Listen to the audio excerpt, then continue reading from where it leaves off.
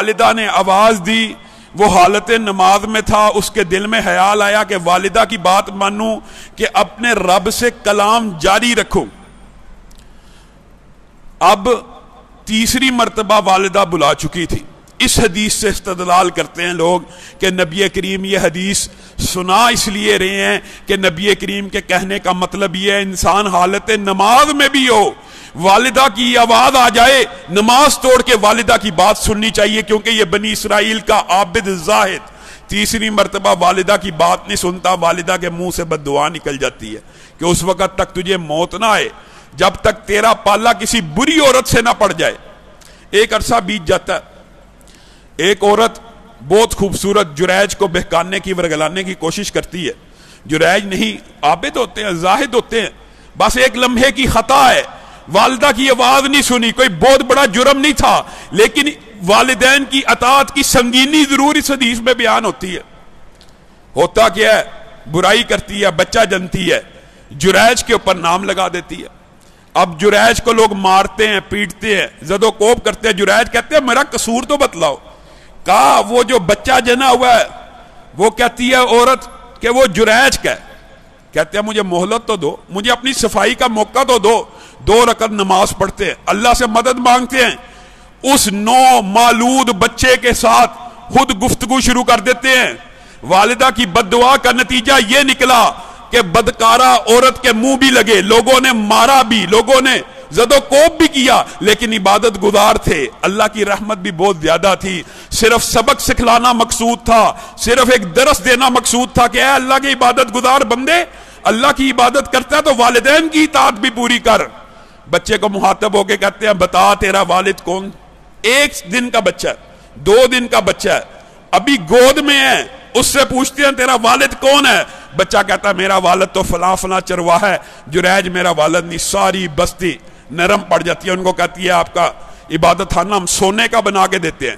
جریج کہتے ہیں نہیں، مجھے سمجھ آ گئی کہ میری غلطی کیا تھی، میری غلطی اور خطا یہ تھی، نماز قائم کی ہوئی تھی، والدہ کا حق یہ تھا، والدہ آواز دیتی، جریج نماز توڑ دیتا، والدہ کی بد دعا لگ گئی، جریج اللہ سے معافی مانگتا ہے، جریج اللہ سے معافی مانگتا ہے۔ لوگوں، والدہ کی حالت نماز میں بات نہ سننے کا نتیجہ یہ ہے کہ والدہ کے منہ سے تلہی سے بد دعا نکل گئی اور جریج ایک فاحشہ عورت کے منہ لگ گئے۔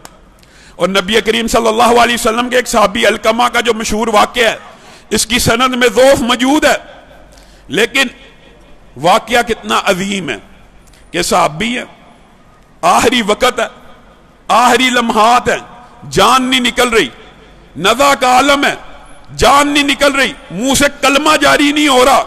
نبی کریم صلی اللہ علیہ وسلم کے پاس صحابہ دوڑتے ہوئے آتے ہیں، آپ کا صحابی ہے، یہ کیسے ہو سکتا ہے نزع لگ جائے، منہ سے کلمہ جاری نہیں ہو رہا۔ نبی کریم صلی اللہ علیہ وسلم تحقیق کرتے ہیں، تفتیش کرتے ہیں، پوچھتے ہیں والد زندہ؟ والدہ ہاں والدہ زندہ ہے۔ کیا معاملہ ہے؟ اس کو بلایا جائے۔ والدہ کو کہتے ہیں کہیں بچے سے ناراض تو نہیں تھی؟ کہا نہیں، بچے نے کیسی خدمت کی؟ بہت اچھی خدمت کی۔ کیسا گزر بسر کیا؟ بہت عمدہ اطاعت کی۔ کوئی دل میں بات ہے تو بتلا دے۔ ہاں آقا ایک بات ہے، اطاعت کرنے والا تھا، فرما بردار تھا، ہر کام کرتا تھا، لیکن ایک بات میرے دل کو بری لگتی تھی، میں جب بلاتی تھی، جب کوئی کام کہتی تھی میرے کام ضرور کرتا تھا، لیکن آگے سے تیز تیز بولتا تھا، اچھا ماں میں یہ کرنے لگا ہوں، اچھا ماں میں جاتا ہوں، اچھا ماں رکیے، تیز تیز بولتا تھا، گالی نہیں تھا نکالتا، والدہ کو برا بلا نہیں تھا کہتا، صرف جواب میں تیزی اختیار کرتا تھا۔ اس وجہ سے دل میں ایک بات ہے۔ نبی کریم نے کہا لاؤ لکڑیاں، بلال کو کہا آگ جلاؤ، اس بچے کو آگ میں ڈال دیا جائے۔ ماں کے دل کو چوٹ لگی، یہ کیا کرتے ہیں آقا؟ اس کو آگ میں جلاتے ہیں، اور اگر تو نے اس کو معاف نہ کیا، یہاں نہیں اس آگ میں جلے گا جس کی حدت اور شدت اس دنیا کی آگ سے زیادہ ہے۔ اس کو معاف کرتی ہے یا میں اس کو آگ لگا دوں؟ والدہ کی آنکھوں میں آنسو آ گئے، کہا میں تو اس کو دل سے معاف کرتی ہوں۔ ابھی منہ سے یہ الفاظ کہے، علقمہ نے کلمہ پڑھا، اشہد ان لا الہ الا اللہ واشہد ان محمد عبدہ ورسولہ، لا الہ الا اللہ کا کلمہ پڑھا، جان جسم سے رخصت ہو گئی۔ اور جس کا آخری کلمہ لا الہ الا اللہ ہو وہ سیدھا جنت میں داخل ہو گیا۔ لوگوں، والدہ کی بات जुरैज ने हालत नमाज में शरी उज़र के साथ नहीं सुनी, वालिदा की बद्दुआ इतने बड़े आबिद को लग गई, ये नबी का सहाबी है, वालिदा से बदतमीजी नहीं करता, वालिदा के आगे तेज तेज बोलता है। आम मुआशरे में भी यही होता है, बहुत जो आजकल भी दौरे हाजिर में भी अदब बजा लाते हैं, वालिदा का काम करते हैं, वालिदा का फोन आ जाए ना, अच्छा अम्मी मैं कर रहा हूं, बस तेज तेज बोलते हैं। वालिदा एक ऐसा रिश्ता है जिसके सामने तेज बोलने की इजाजत नहीं है। इमाम मोहम्मद इब्न सारीन मारूफ है ख्वाबों की ताबीर के हवाले से, जो भी लोग तबीर रोया को जानते हैं या ख्वाबों की ताबीर के इल्म को जानते हैं वो मोहम्मद बिन सीरीन के नाम से वाकिफ है। ये इमाम मालिक के गुलाम भी थे, हजरत अनस बिन मालिक के ये गुलाम भी थे, और हजरत उमर ने इनको आजाद करवाया था उनसे कह के।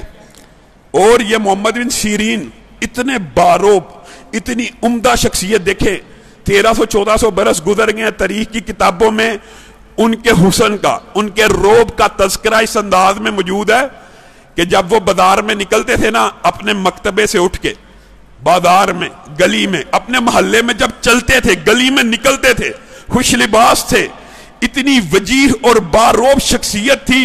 साहबा के दौर के बाद है ताबी, वहां ताबीन बयान करते हैं कि रोबो दबदबा, हुस्नो वजाहत, इतने हसीन, इतने खूबसूरत, खुशबू लगा के जब बाजार में निकलते थे तो लोग उनकी शक्ल देख के पता क्या कहते थे? अल्लाहु अकबर, अल्लाहु अकबर।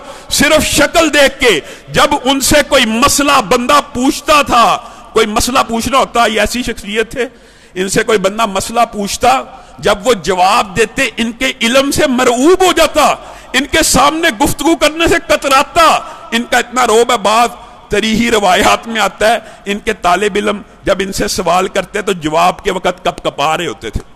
इतनी बड़ी शख्सियत, इनके रोबो दबदबे को इनके तालिब इल्मों ने देखा। एक मरतबा एक तालिब इल्म, उसको पता नहीं था इनका अपनी वालिदा के साथ क्या मामला, वो उनके घर चल गया, उनके घर पहुंचा, देखा वही इमाम मोहम्मद बिन सीरीन, कंधे झुके हुए, कमर झुकी हुई, और अल्लाह का हुक्म भी ये है, असल कुरान हमीद में जो हुक्म है, वालिदैन के सामने अपने कंधों को झुका के रखना है, अकड़ के जिस कुरान में अल्लाह ये कह रहा हो कि वालिदैन के सामने कंधे चौड़े करके भी खड़े नहीं होना, वहफिज उनके सामने अपने कंधों को इस तरह मुअद्दब, इस तरह अदब से झुकाना है।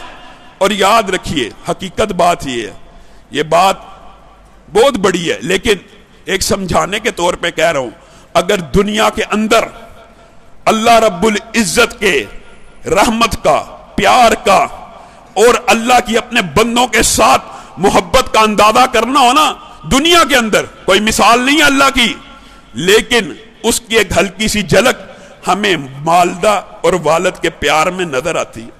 नबी करीम सल्लल्लाहु अलैहि वसल्लम ने इरशाद फरमाया, अल्लाह की रहमत के 100 हिस्से हैं, एक हिस्सा जो जमीन पे उतारा गया ना, एक हिस्सा 99 अल्लाह के पास है, उस एक हिस्से की वजह से माँ अपने बेटे से मोहब्बत करती है, वालिद अपने बेटे से मोहब्बत करता है, भाई भाई से मोहब्बत करता है, जानवर जितने भी हैं अपनी औलाद से जो मोहब्बत करते हैं, सिर्फ एक हिस्सा रहमत की वजह से।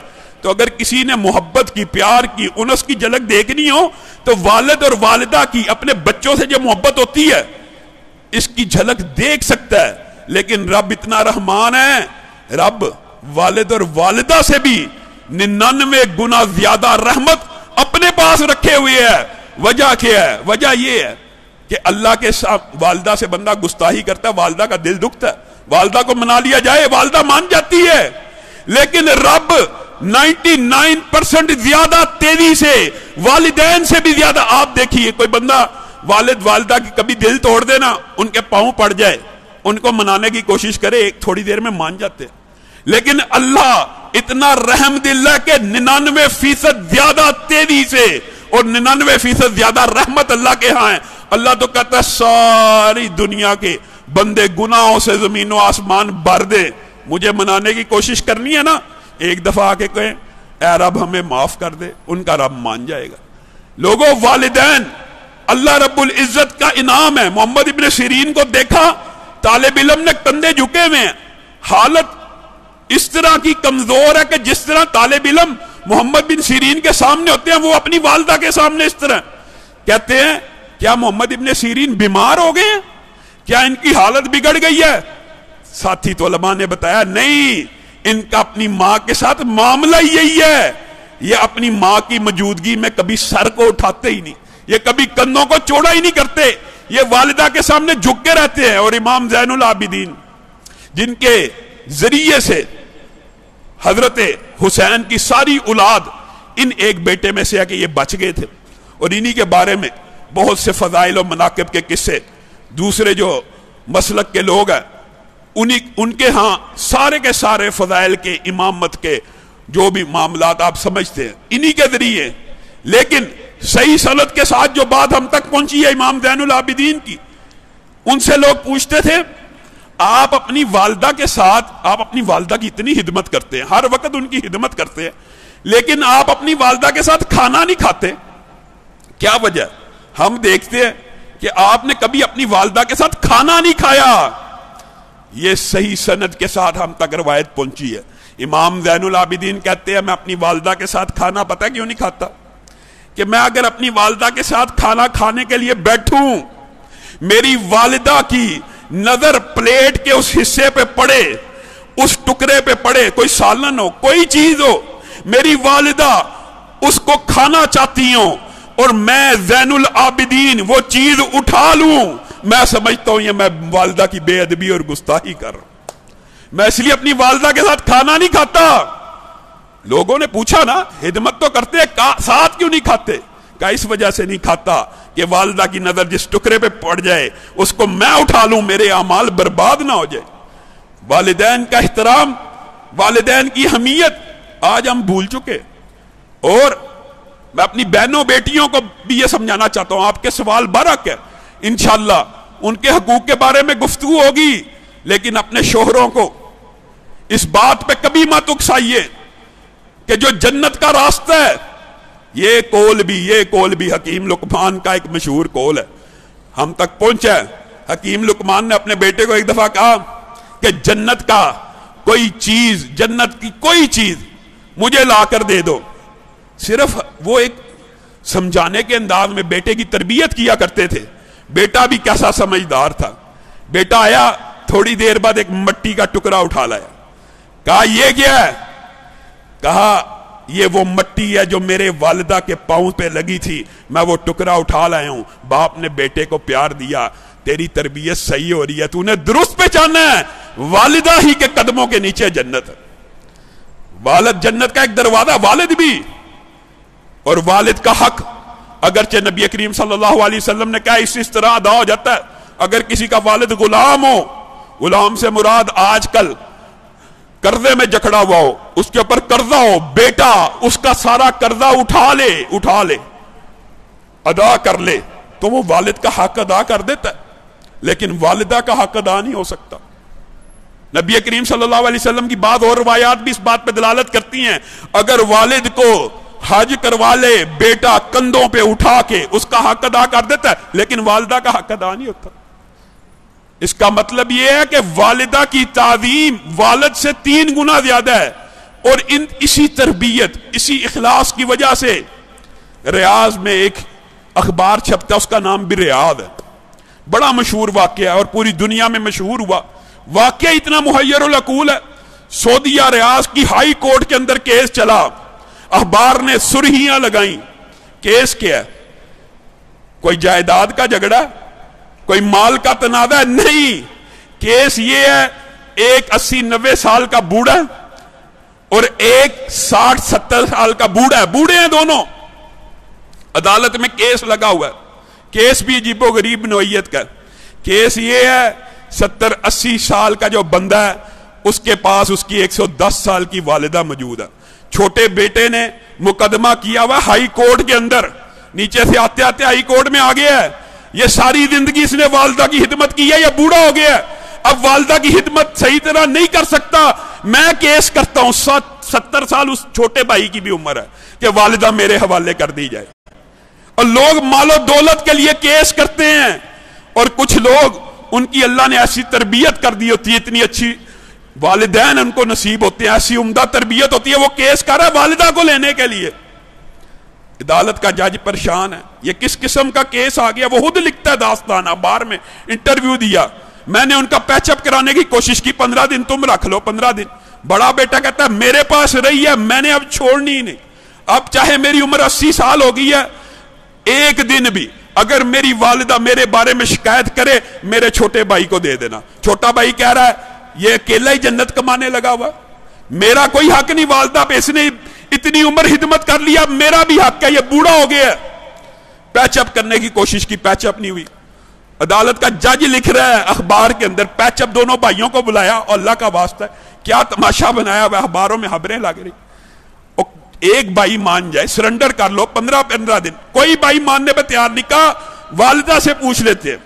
جج نے آخری حل یہ نکالا، والدہ سے پوچھتے کہ جس کے پاس والدہ رہنا چاہتی ہے اس کے سپرد کر دوں گا۔ والدہ کو بلایا گیا، ویل چیئر پہ آئی، کہتے ہیں 30 کلو اس کا وزن ہوگا، کمزور سی۔ جج نے پوچھا یہ تیرے بیٹے تو نے کیسی تربیت کی ہے، تیرے لیے جھگڑے ہیں، میرے پاس تو مال و دولت کے کیس آتے ہیں، جائیداد کے کیس آتے ہیں، پراپرٹی کے کیس آتے ہیں، تو ان دونوں میں سے کس کے پاس رہنا چاہتی ہے؟ والدہ اس عمر میں رو رہی ہے، اللہ کی قسم مجھے دونوں پیارے ہیں، میں دونوں میں کسی کے ساتھ فرق نہیں کر سکتی، آپ جج ہیں، میں نے آپ کو اختیار دیا، جس کے ساتھ رہنے کا حکم دیں گے میں رہوں گی، میں دونوں میں سے ایک کا انتخاب کر کے اپنے کسی بیٹے کا دل نہیں توڑنا چاہتی۔ عدالت کے جج نے فیصلہ لکھا، شہ سرخیاں چھپی، اس بزرگ خوش قسمت خوش نصیب انسان کے آنسوؤں کی تصویر ریاض کے اخبار میں چھپی۔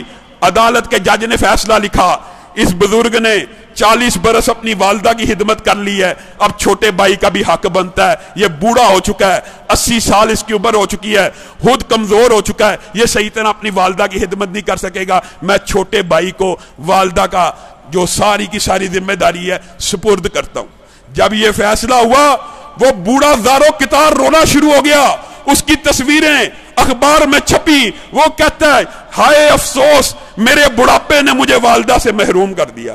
لوگوں یہ تربیت ہے، یہ انداز ہے کہ 80 سال کا بوڑھا زارو کتار والدہ کے چھننے پہ رو رہا ہے کہ میری جنت مجھ سے دور کر دی گئی ہے۔ ہمارا معاشرہ کتنا بد نصیب ہے، بدبخت ہے، بوڑھے والدین کی خدمت کرنا تو دور کی بات، ان کو اولڈ ہوم میں بھیج دیتا ہے، اولڈ ہاؤسز میں بھیج دیتا ہے۔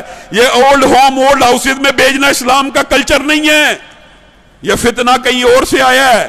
اسلام میں رشتہ داروں کی اہمیت ہے، جو چاہتا ہے، نبی کریم صلی اللہ علیہ وسلم نے فرمایا جو بندہ چاہتا ہے نا اس کا رزق بڑھ جائے، اس کی عمر بڑھ جائے، اس کے اندر برکت آ جائے، وہ کھلے ہاتھ کا ہو جائے، اس کی زندگی آسان ہو جائے، وہ اپنے والدین کی خدمت میں لگا رہے۔ خدا کی قسم ایسے ایسے عجیب و غریب واقعات اخباروں میں چھپتے ہیں عرب دنیا میں، ہمارے پاکستان میں بھی اللہ نے بعض لوگوں کو توفیق دی ہوئی ہے، والدین کی خدمت کرتے ہیں، لیکن ہمارے کلچر میں اگرچہ دادا دادی والد والدہ کا احترام ضرور موجود ہے، لیکن جب وہ بوڑھے ہو جاتے ہیں، میں نے بہت سے بزرگوں کو خود یہ دعا کرتے ہوئے سنا ہے، اللہ میں کسی کا محتاج نہ بنانا، کیونکہ ان کو پتہ ہوتا ہے جب عمر ایسی آ جائے گی بچہ کوفت محسوس کرے گا، وہ اس کوفت کو فیل کرتے ہیں والدین، ان کو اپنی انسلٹ فیل ہوتی ہے، عزت نفس ان کی مجروح ہوتی ہے۔ اور بچوں جب تم لاغر تھے، کمزور تھے، اپنی مرضی سے اٹھ کے واش روم نہیں تھے جا سکتے، تب تمہارے ماں اور باپ نے تمہاری کیسی تربیت کی، نشو نما کی، کبھی تمہیں پلیدگی کے اندر گند کے اندر سونے نہیں دیا۔ آج تمہارے والدین اگر بوڑھے ہو گئے ہیں، اللہ کے واسطے اگر ان کے کپڑے ناپاک ہو جائیں، اگر گندے ہو جائیں، ان کو کبھی ناپاکی میں سونے نہ دینا، یہ ان کا ہمارے اوپر حق ہے، ہمارے اوپر یہ حق ہے۔ اور سب سے زیادہ حق تلفی یہ کی جاتی ہے، ماں باپ بوڑھے ہو جائیں، ان کے کپڑے پلید ہو جائیں، بچے ان کے کپڑے تبدیل نہیں کرتے۔ اللہ کی قسم یہ ظلم کی بات ہے، یہ حق ہے والدین کا کہ ان کی نجاست کو بھی اولاد خود صاف کرے، جس طرح انہوں نے بچپن میں تمہاری نجاست کو صاف کیا تھا، یہ ان کا حق ہے۔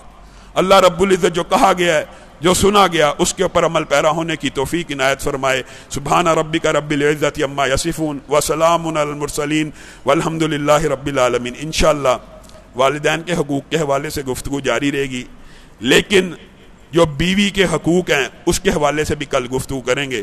وآخر دعوانا ان الحمدللہ رب العالمین۔